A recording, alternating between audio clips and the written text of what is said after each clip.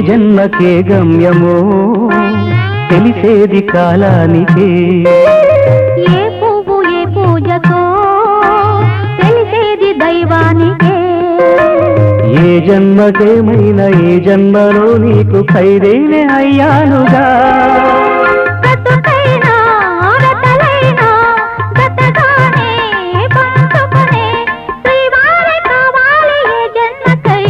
తెలియని రాగం పలికింది తీయని భావనలో, మనసే జ్యోతిగా వెలిగింది మమతల కోవెలలో, ఈ మమతల కోవెలలో.